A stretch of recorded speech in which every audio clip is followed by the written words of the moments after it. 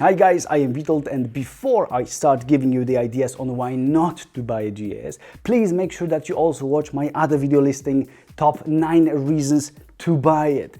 That list is even more impressive than this one, and I added the link to the description. And all this is to give you a full picture on the matter, as only this ensures that you make a fully informed choice.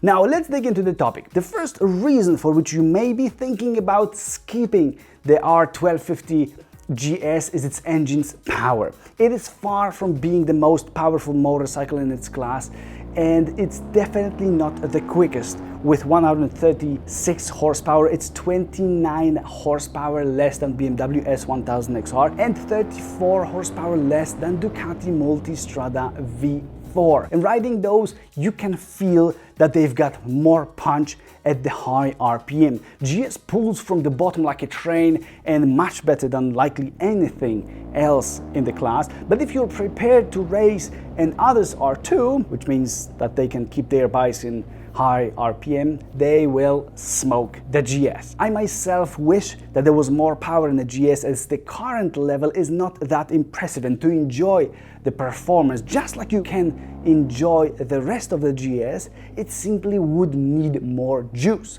The second thing that comes connected with the engine is the engine and exhaust sound. There is a 1254 cubic centimeter boxer engine, and being a boxer, it has a very, let's call it, unique sound. It's kind of like a Fiat 126P that also has 2 cylinders below 30 horsepower and sounds like a little shit.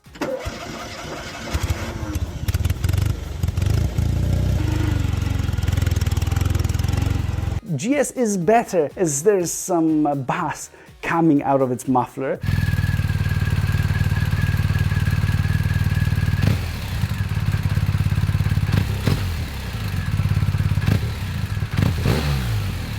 But it's nowhere near what, for example, V2 engines produce, or even Ducati Multistrada's V4 engine produces.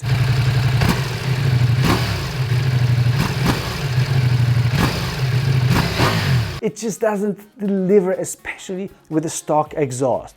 It does get better with any kind of aftermarket exhaust. Then you can hear that there's more than 30 horsepower, but it's still like a growling dog rather than a thunderstorm created by V2 engines. And I'm personally a huge fan of beautifully sounding cars and motorcycles, and this is a big issue for me with the GS that probably won't be ever resolved as long as there is a boxer, and boxer has some other advantages. So this issue is big enough for me to consider other motorcycles if I were to buy one in this class today. So beware, because if you're like me, that's going to be a super tough call for you. I would even get over the performance issue, as the bike gives amazing joy out of riding itself thanks to its handling and comfort, but I cannot get over the farting and buzzing sound. Moving to the third point, I've got to mention the size and the weight.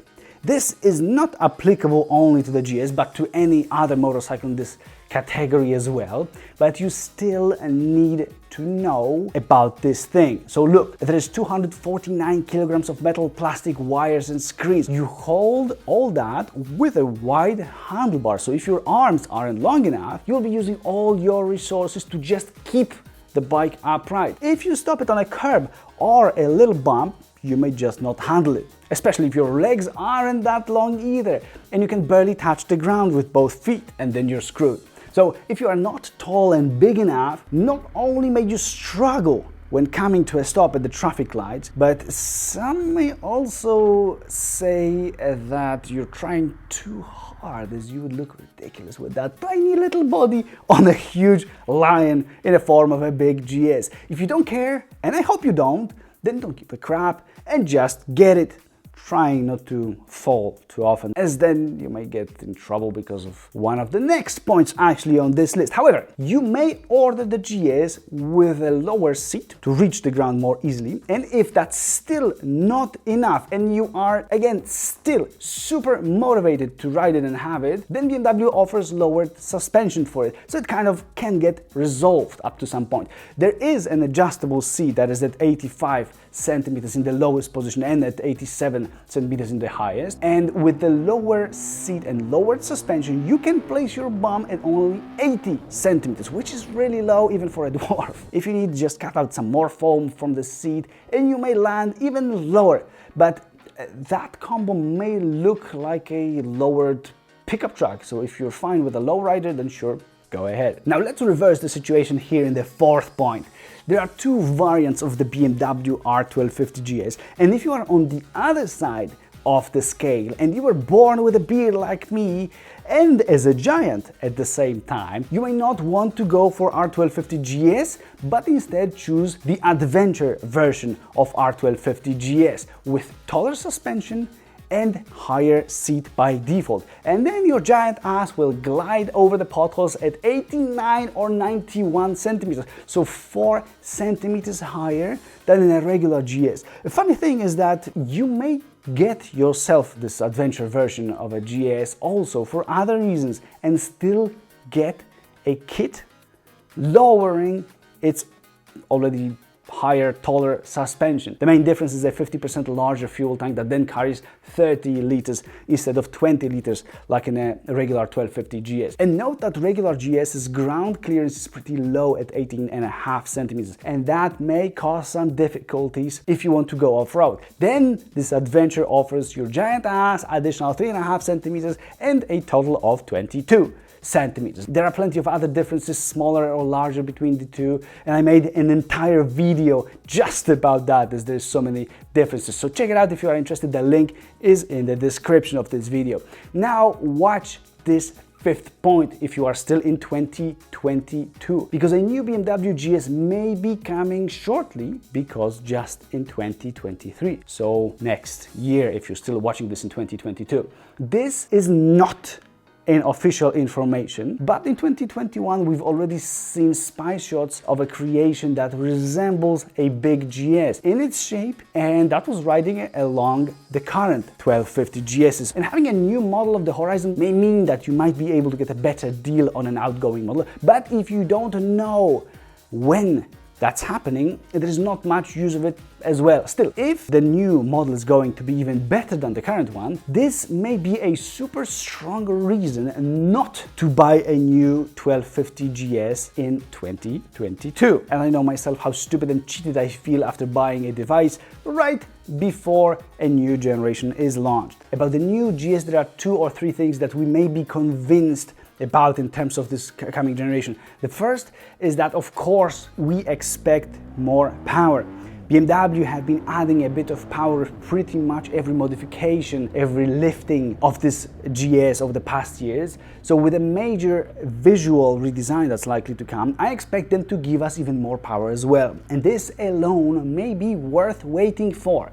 2 other things, out of which one will also be worth waiting for, are 2 radars. One in the front of the bike that I actually wouldn't care about too much, and one in the rear, which gives us a huge potential upgrade in terms of safety.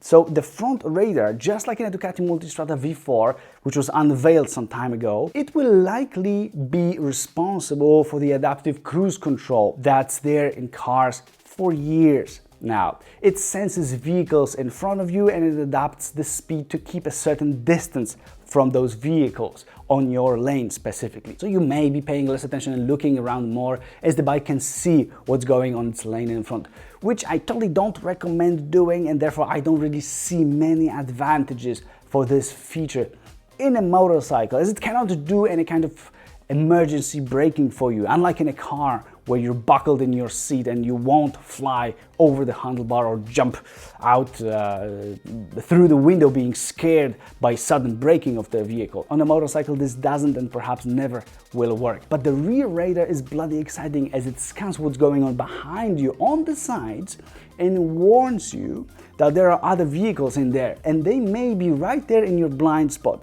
So this is an awesome, very useful feature, which is also present in cars, and it works there. Ducati Multistrada V4 can have it right now. I tested it, you can see it in my honest review of the Multistrada, to which the link is also in the description, and I love that feature. The sixth reason may be the looks, and I don't mean that the bike is ugly, even though some say that it may be, and I'm not questioning that. I actually like the way it looks, especially from the side, as it's got this muscular line and just looks manly, but that's a personal thing. The serious thing here is that R1250GS looks generally just like R1200GS from 2013, so from 8-9 years before this 2021-2022 look. It stayed basically unchanged, and that's a pity, as your neighbor won't know if you got yourself an old cheap bike or a brand new beast worth more than his car. And this also suggests that a new generation is coming, and BMW focus on that one with the new stuff and new technology. 2022 may not be the best time to get a GS because of that. In the lucky seventh point, I had to mention the thing that everybody is waiting for, and that is high price. It is kind of countered by high resale value, but it means nothing at the moment of purchase, as you still have to have all that cash in the bank. And it's pretty expensive for a motorcycle, and indeed has become actually more expensive than quite a few cars on the market already. It's ridiculous at some point, but that's what the market allows BMW to do. And let me just mention that R1250GS is far from being the most expensive motorcycle in its class. And I guess I should leave it at that, as this may push you away, but it may just as well not cause a blink of an eye for us billionaires. Now, what needs to be said is that all extras are very expensive in BMW, and the base version does not even have heated grips, at least on some markets like mine. That's the eighth point. It is kind of connected with the previous point, but it gives a different angle, as not only is there a lot of money for the GS to buy it, but it comes pretty lean in terms of options. And if you want even some of the most basic additional stuff, that's going to elevate the price at a ridiculous tempo to just as ridiculous point after summing it all up. And this leads to the ninth point, and at the same time the third reason in the topic of money, which is that you risk a lot of money if you crash or something breaks after the warranty. It's not the cheapest motorcycle to run, as luxury or just top of the line and the most expensive motorcycles, machines, whatever that is, they give manufacturers a justified possibility of charging us billionaires more for everything, including a coffee at the showroom. Of course, I'm kidding here, but the reason is true, and maintenance is going to cost you, and replacement parts are not given for free either at BMW. I'm just saying, it's probably not as crazy as Ducati, but comparing doesn't make much sense here, I guess. The 10th and the last reason for which you may really want to stay away from the R1250GS is, let's put it this way.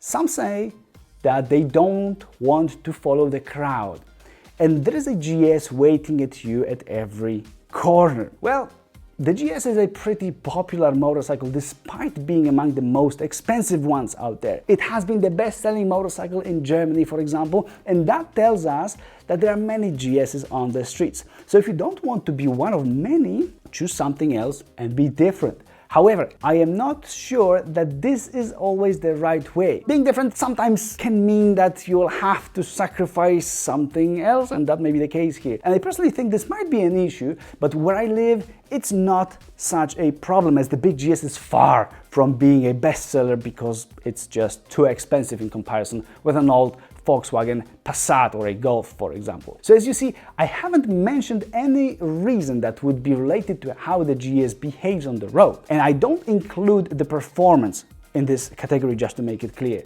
All this is because I believe that it is the best behaving motorcycle out of everything that's there on the market today, and I'm super sure that it is the most fun in terms of handling in its category. So there's nothing to mention in this particular video about that. In the other one, with the reasons to buy it, I explain a few interesting facts that stand behind the GS handling so well. So I suggest you make sure that you see that video too, to have the opposite view on the whole matter of choosing a GS. So that's it from me. Thank you for watching, and if you subscribe, then I'll see you in the next video. Cheers!